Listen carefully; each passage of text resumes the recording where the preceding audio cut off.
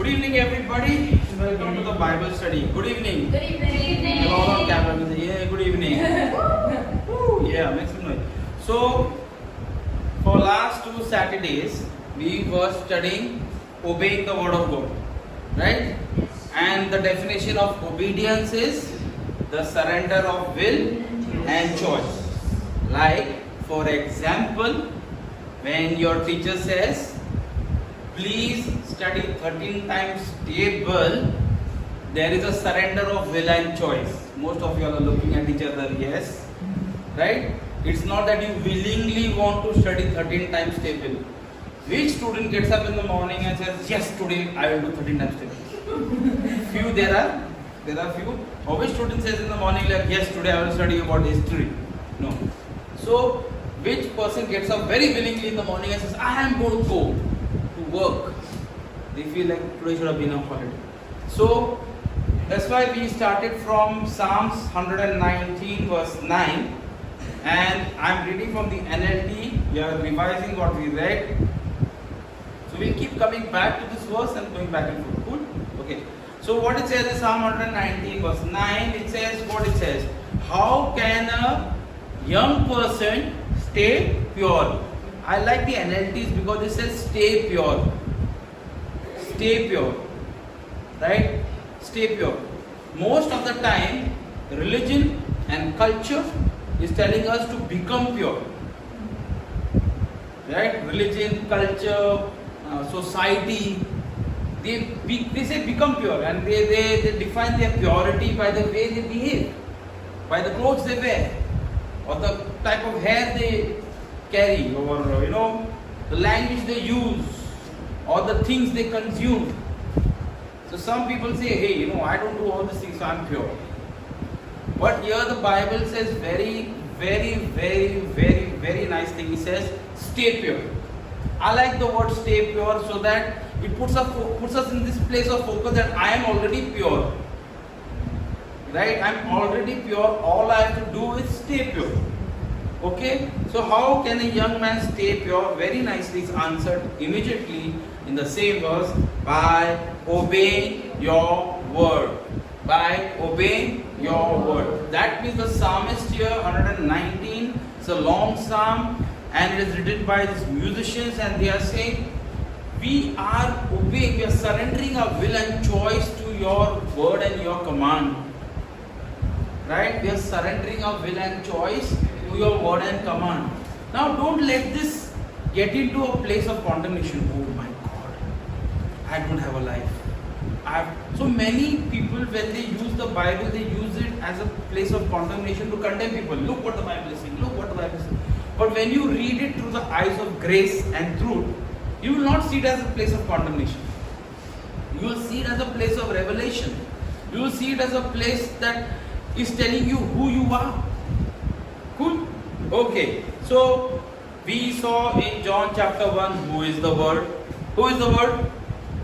Jesus. Can somebody bring up John chapter 1 and quickly tell me who is the Word from John chapter 1?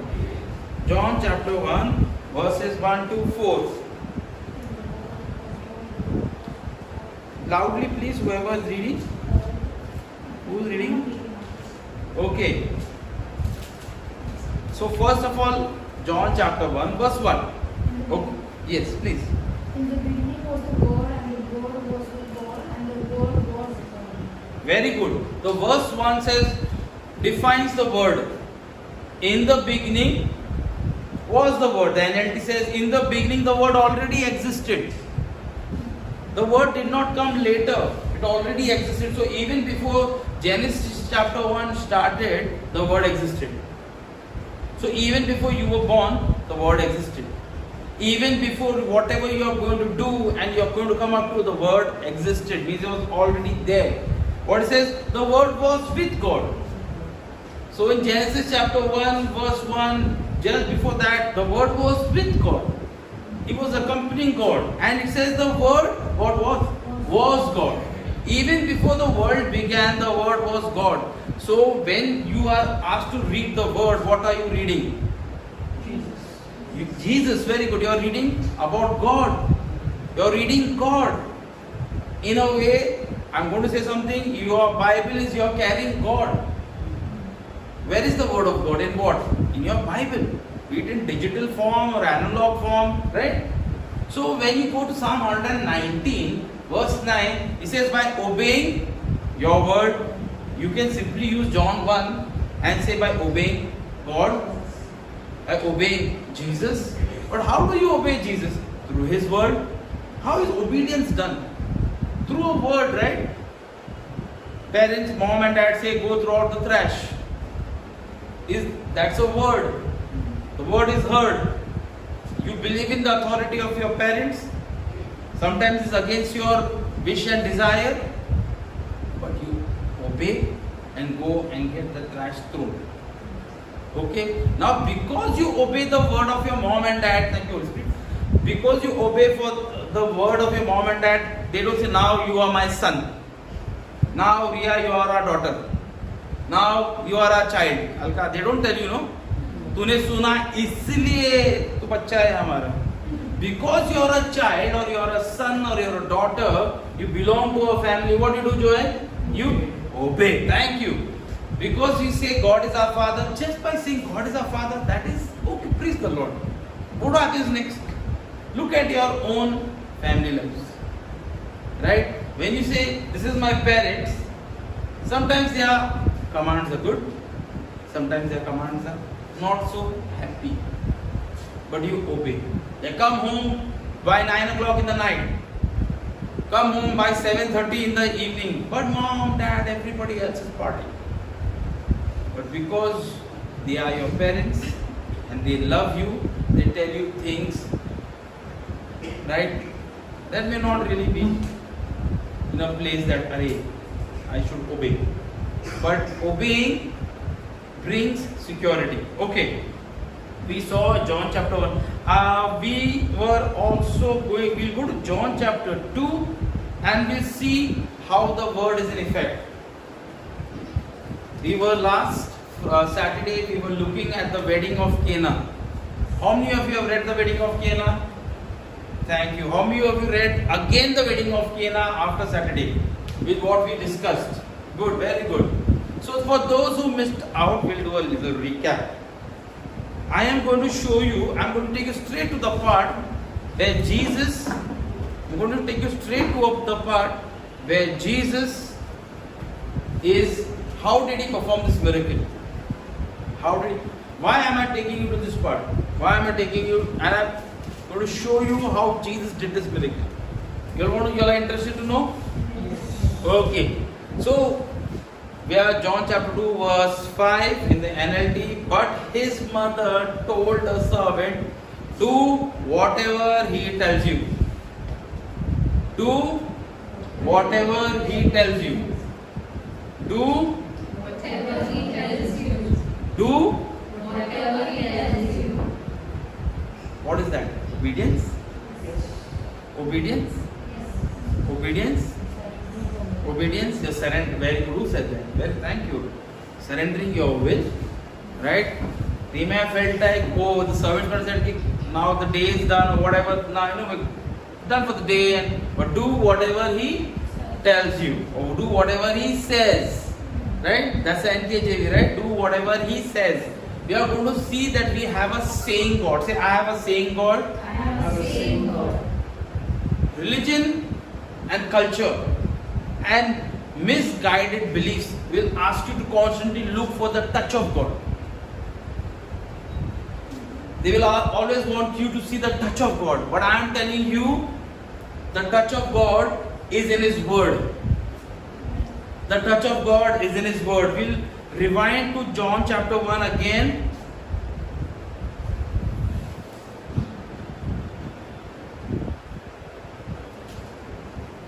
And we'll switch to the NKJV.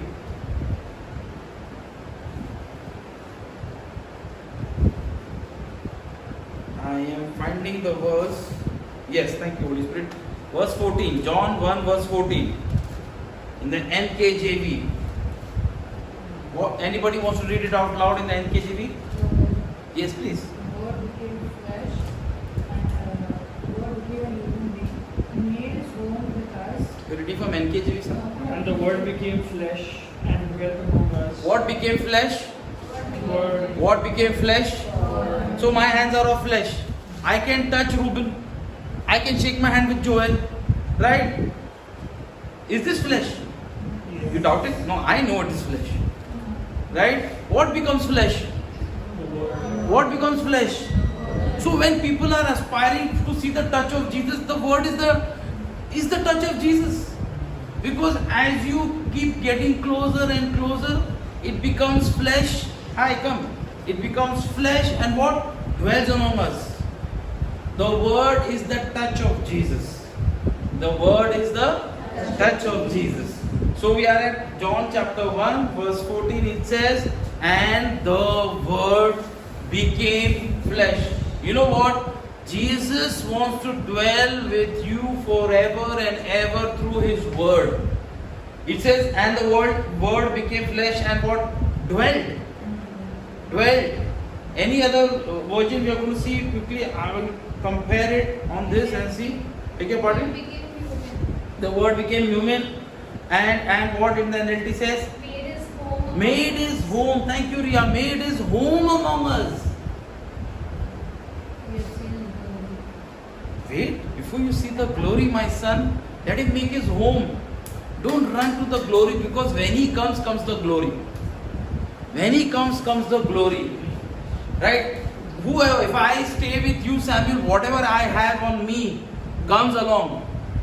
Whatever money I have, whatever cars I have, the car I own, the cycle I own, the guitars I own, my children, all come into it. You cannot take out a man from who he is. So when the word comes and makes his home, comes the glory, comes the providence, comes the prosperity, the healing. It's already there in the word of God, because this is before the cross. He says, I want to remain with you, I want to dwell with you, I want to stay with you. Right? So, holding this thought, let's go back to John chapter 2. We'll go back to the NLT. We will go back to John 2 verse 5. And his mother told the servants, do whatever he tells you. Even today, why Mary could say this is because when she conceived Jesus, what she said, let it be to me according to thy word. Very interesting. Gabriel came and did he bring anything with him? Did he bring, like, look at this golden cradle I've just brought from the heavenlies? Oh, look at this nice baby cloth I bought for Jesus. Nothing. He said to her words, and as per Romans 10, it says, faith comes by hearing and hearing and hearing the word of God. Faith comes, her faith was built. Gabriel was telling her the word of God. You hear the word of God and you believe. Faith is what? Trust and belief. Right? So here see, she knows what the word did. She saw Jesus, the word became flesh. Angel came and told me, she does not care about anybody else. She knows this is Jesus. He is born from my womb. I know how he was born. Right? Jesus is so personal to you that whatever is happening between you and Jesus, you don't care. Whatever's born with your union with Jesus. You you don't have to prove to the world. I don't have to prove to you whether Christian is my daughter or not. I know. I don't need to justify to you. I really don't care. If you come and say, Arey, I don't care. Same way with Jesus. He says to the other circumstances, I don't care. I care about this relationship right now. Right? So here it is. And then what we see in verse 7, what Jesus does. We saw last time that these were jars of water. These were not very small jars of water. Each jar hold 20 to 30 gallons. You know, each jar was holding how many liters? For us, because we know liters, 113 liters. Rama, 113 liters of water, 113 multiplied by 6. We did the multiplication, right? 678, right? 678 liters of water. Not a small amount of water. That's a lot of water. 678 liters of water. In our house, where if you have water problem, how big is that tank? 20 liters, 50 liters? 100 liters max to max. उससे बड़ा tank के दिन, right? 678 liters of water. What of wells? Yes, maybe, but lot of time to see what Jesus says. Jesus told the servants in verse 7, fill the jars with water. Fill the jars with water. That means what? The jars were? I will tell you something about the Bible. There is no randomness in the word of God. Everything is specific and targeted and is pointing to a direction. There is no randomness in the word of God. Like, just write because there is some page left. If the water was full, Jesus wouldn't have said fill.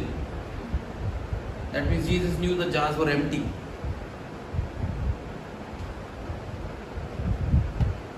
If I give this bottle to, if I tell this bottle, can you fill this bottle? Yes, it's half empty. Do we have a full bottle? Does anybody have a full bottle? These are full bottles. If I take this full bottle and tell Reuben, fill this bottle. What? Makes no sense. The word of God makes sense.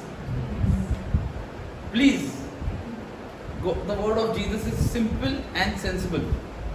He will not tell you to do something so weird like kya bola.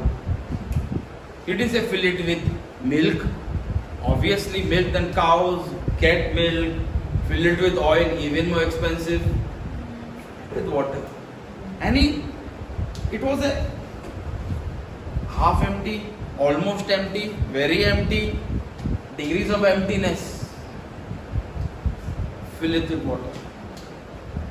Jesus is asking them to do something they can do. How difficult is, if I give this bottle to Joel, fill with water.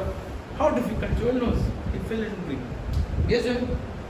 Is it difficult to fill this bottle? Do you think it's difficult? No. Easily, thank you Ria, easily available. You are deciphering the word of God. See how the Holy Spirit is giving you revelation. Easily available. The word of God is easily available. He will tell you things that you can easily do. Do not be afraid that He will ask you to do something weird. The person who will ask you to do something weird is the enemy. What he told Jesus, weird. Stones ko bread, like dude, seriously, jump from here. Like kya hai? Jesus did not go and tell any Peter or John when they wanted bread. He didn't say, "Ye pata hai, chalo, banao." Jesus did that. He said, "Bring what you have." He made bread to bread. He didn't take stone to bread. He made bread to bread. Right? They had food with them. He multiplied it. Correct? So what I want to tell you is Jesus is going to tell you something that is very simple. So that's why when you see that verse in Psalm 119 verse 9, and as I was a young man and I have to read that verse, sometimes I feel like, oh my God, how should a young man keep his way pure? Pure. Oh, just pure. I have to be pure. Then it was liberating to read that stay pure. And I'm going to take you to a verse that tells you that you are already pure. Don't worry, we'll close it. And then it says by obeying your word, and I have to think, oh, if I have to obey, and then every time in front of me the book of Leviticus is to flash, thou shalt not, thou shalt not. If you are reading the Bible with the eyes of law, you are condemning yourself. Thank you for Romans 8 verse 1, and I like it in the NLT. It says, so there is no condemnation for those who are in Christ. You know, the rest of that verse has been added by people who shouldn't have added it. The verse just stops there. In the Hebrew, in the actual Hebrew, or in the Greek, I'm so sorry. In the Greek, when Paul wrote that verse, he just wrote, there is no condemnation for those who are in Christ. If you read, let's go Romans 8, 1. And if you have an NLT version, look at NLT. The New King James Version has extension of that verse. But the NLT just stops at how Paul has written it. Now, I'm not telling you NKJV is wrong and NLT is right, please. The word of God is good. I'm here to see that you liberate yourself. And even if there's an extension to the verse, the Holy Spirit will teach us. Amen? Amen. So it says in the NLT, New Living Translation, so now there is no condemnation for those who belong to Christ. So now, what is now? Right now, what's the time? It is 7:41. So now, 7:42 now, 7:45 now. So now, you may have done whatever, you may have spoken rudely, you may have not done your studies, you may have not listened, and you may have not obeyed, and it's all right. So now there is no condemnation for those who are in Christ. Or the NLT says those who belong to Christ. As soon as you say Jesus is Lord, you are in Christ. You are in Christ. When we was having the Bible studies, I given an example, I'll give you all the example. What this verse means, there is no condemnation for those who are in Christ. Mittal is a vegetarian. Right? Agreed? You know, na? So if you go to Mittal's house and search in a fridge for chicken, you will not find. Will you find? Will you find? You should ideally not find, and she agreed, she was there, yes, you will not find. Same way, when you go to the fridge that Jesus has in His Word and you open the door, you'll never find a dish called condemnation lying behind there in the fridge, getting old. Remember, 2 years ago, you can go search His fridge and there is, so Jesus saying, in my fridge there is no dish called condemnation. You belong to me, I don't condemn you. I don't condemn you. I don't condemn you. And Jesus is telling, so how do you get released from this condemnation? By obeying the word. How shall a young man keep his way pure? How shall a young man stay? Obeying the word. What is obeying the word? By saying, the word says there is no condemnation for me. I am in Christ. I am no longer condemned. But you know, hey, as Jesus said, the scripture says, Jesus told the enemy, you say, as the scripture says, I believe this word, I am not condemned. I need your help, Jesus, to get better. I need your help to study Jesus, but don't do it out of condemnation. Ask help. The Holy Spirit is there to help you. What do you need help for? You answer. Don't tell me. Ask yourself. And I need help to live. I've come to this place that I need help to live. First, I thought I just need help for part of the places, and that was my stupidity and my soul realm that was telling me that I need part of Jesus. And now I see myself like, hey Lord, as John says, you increase and I decrease. I need all of you. And he said, guess what? I've given you all of you. Right? He has given us. We are full of Jesus, right? We are full of Jesus. He's filled us with Himself. Right? Sorry, I went to Romans 8, but it was. Let's go to John chapter 2. We'll go back. We'll see how Jesus does this. Jesus told the disciples, fill the jars. And I like the next line. I'm reading from the NLT or even from the New King James. It says, when the jars has been filled. None of the disciples says, Jesus, touch me. None of the servants says, Jesus. Jesus gives you very simple instructions. And the simplest instructions are sometimes the hardest to follow. Right? The simplest instructions. How simple is this instruction? Read your Bible daily. Thank you for your appreciation, your enthusiasm. The Holy Spirit is here in this room with all of us, and yes, simple instruction, right? Yeah, simple. Read your Bible daily. One verse. Nobody saying 300 verses and 55 pages. Get up 5 o'clock in the morning. Read your Bible daily. Get up in the morning. And now it's online also. It's on the phone, tablet, everywhere you go. Right? You can carry your Bible. You can hear the word of God daily. Feed your spirit daily. And sometimes the simplest instructions, no Joel, can be the toughest to follow. Yes? But Jesus gives us simple instructions, and guess what? Praise God that He didn't stop the Bible at John 2. Because then we'll go to John 14, 15, 16 and see we have got the help. And Jesus like said, I know you need help. So guess what? I'm giving you the helper. So when you have simple instructions of Jesus and your soul realm starts fighting, don't fear. The Holy Spirit, you are my helper. Help me to read the Bible. You know, when you start asking for help, that's a place of humility and faith. That's the time when 2 Peter comes alive and you are humbling yourself under the mighty hand of God. God, I need help me. The hand of Jesus is the word of Jesus. The touch of Jesus is what? The word of Jesus. So you humble yourself. I need. The time you start asking, I need help, is a sign of humility. It's not a sign of weakness.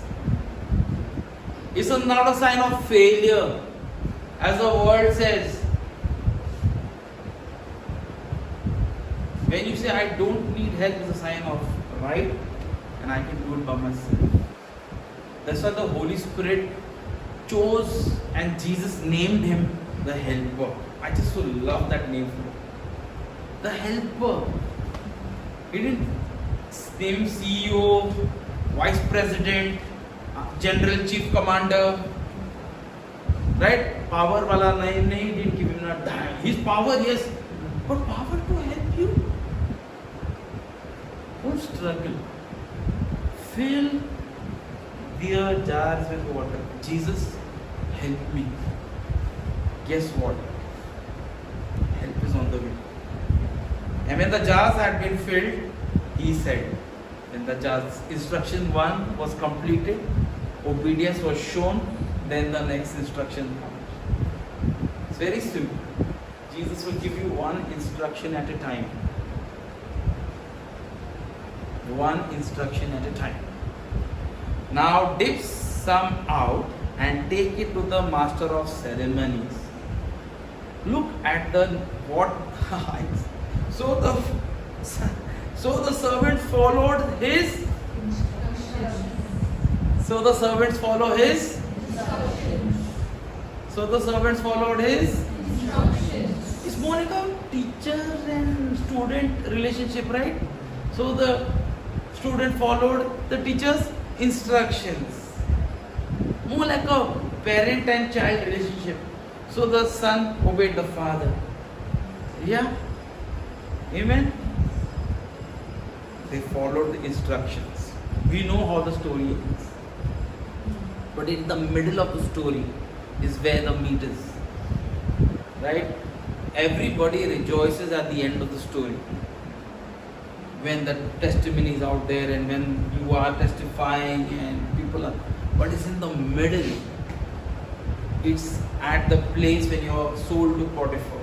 It's at the place when you are at the prison. It's at the place when you are alone in the prison. It's at the place when you are accused wrongly.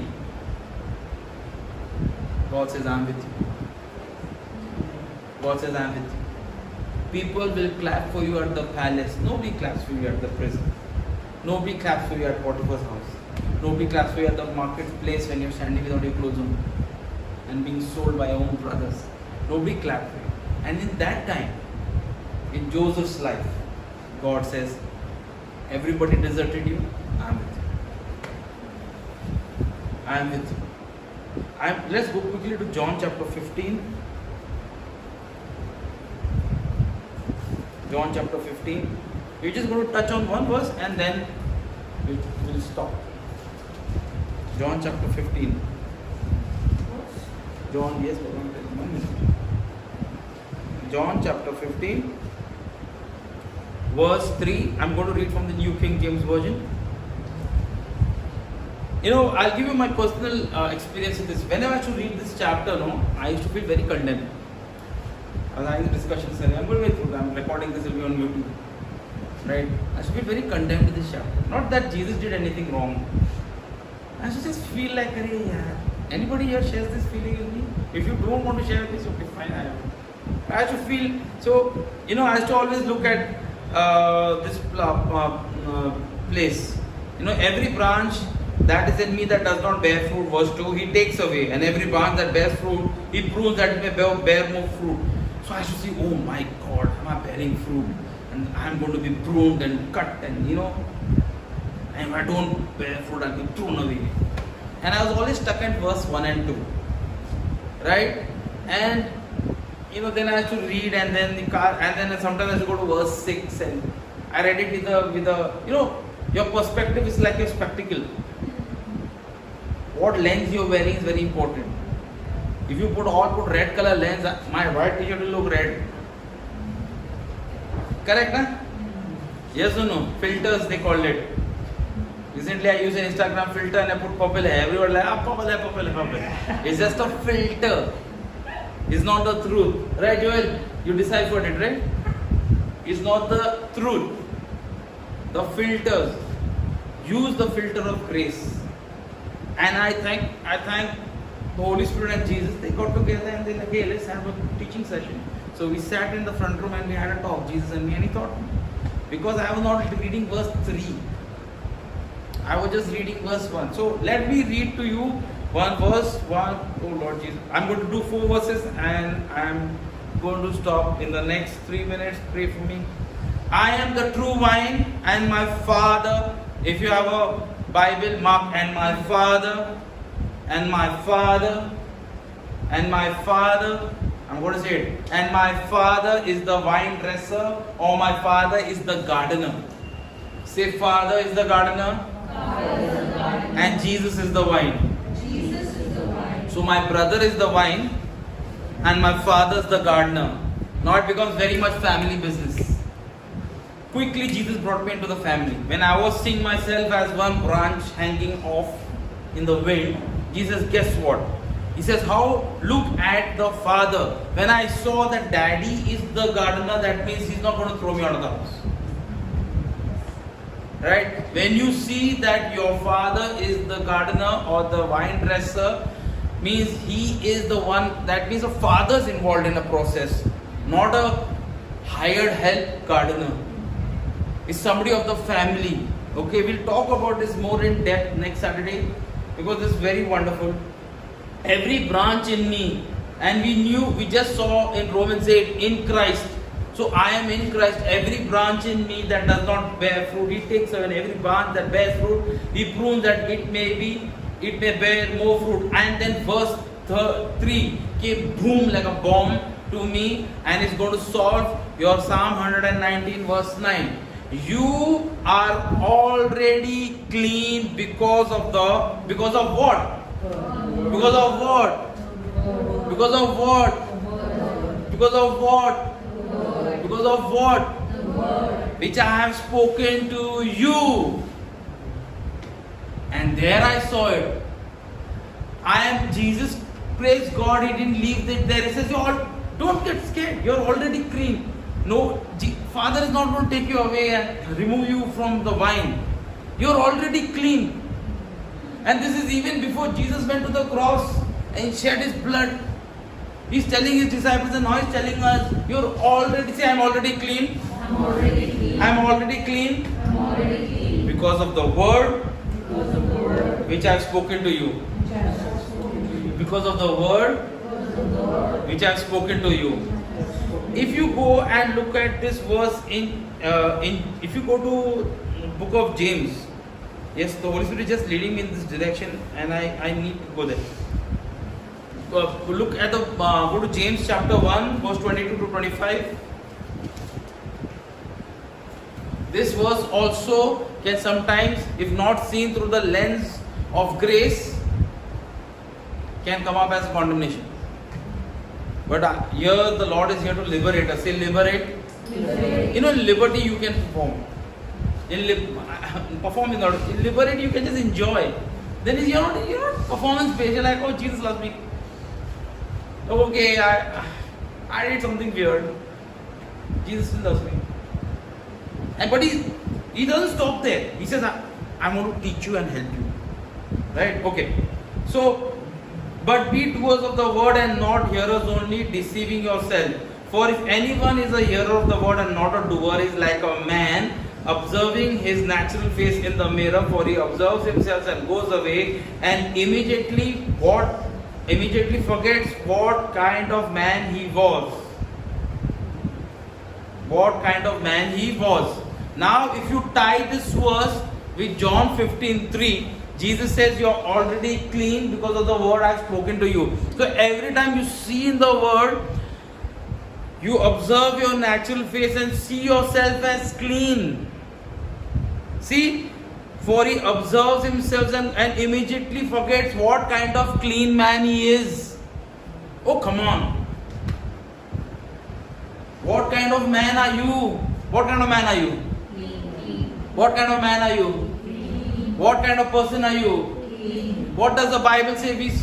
When we read it in Hebrews 11, in Hebrews 10, we have been sanctified, right? We have been made holy.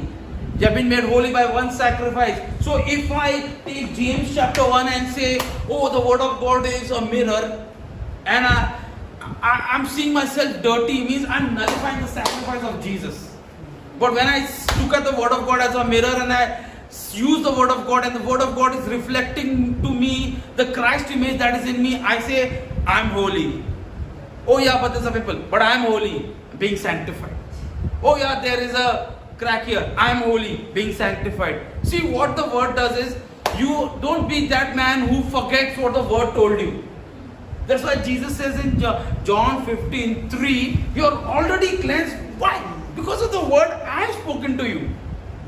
Not because of what you do, not because of your name, not because of your background, not because you play the guitar, not because you're in the worship team, not because your parents are the pastors, or your 7 generations have built a church. Because of the word I've spoken to you. How does a young man keep his way pure? By obeying the word that Jesus has spoken to him. How does he obey? He opens the Bible and he says, I'm already clean. Now when you know your status is clean, what do? You stay clean. So what happens is, Jesus' sacrifice, when you go and read Hebrews 10, you tie it down there. Okay? What he says, you're holy. Why? Because of the one sacrifice. So that is what James is telling us. When you see yourself, you natural man, obviously, your natural self is condemning you. Your natural self, your soul realm is saying you're not reading the Bible enough, you're not doing this, you're not doing that. So what do? You take the word of God, you see yourself. You know, the word of God is showing you who you are. It shows you who you are, shows you who you are. That's why the enemy wants to keep you from the word of God, is because it equips you. He wants to keep you from the word of God because then you will know who you are. Most strong and powerful person on planet is the person who knows who he is. Circumstances, his pedigree, his ancestry, his culture, society, nothing affects him when he knows I'm the child of God. And because I'm the child of God, I hear his word. I like that. Because I'm the child of God, what? I hear his word. Because I'm the child of God, I hear his word. And when I hear his word, I enjoy the benefits. Because the daddy is telling me, guess what, Alistair? Why don't you bless that person with 500 rupees? And I listen to daddy. And that's a seed that I sowed in that person's life. What happens? I expect a harvest. And I cannot say, you know what? No, daddy told me to do that. Why don't you bless that person? I should bless that person. And he will not ask you something difficult. If he knows you have 5,000 in the bank, he will ask you 500. You can. Right? He will not tell you, oh, Alistair, as of today, if he says, I should bless that person, one crore, I say, Lord, you are the one who gives me the seed. Give me the 1 crore. You said, right? You give me the seed. Now you see how we go back and forth. I don't need to go and steal 1 crore to please my daddy. He wants me to sow. He gives me the 1 crore, and yes, the seed will come. If he's giving me the seed, I will sow. Amen. Let's pray. Thank you, Lord, for this time. Thank you, by your word we are already cleansed in Jesus' name. Thank you for your word says we are holy and complete with our union in Christ. Pray through Jesus, my Savior. Amen. Amen and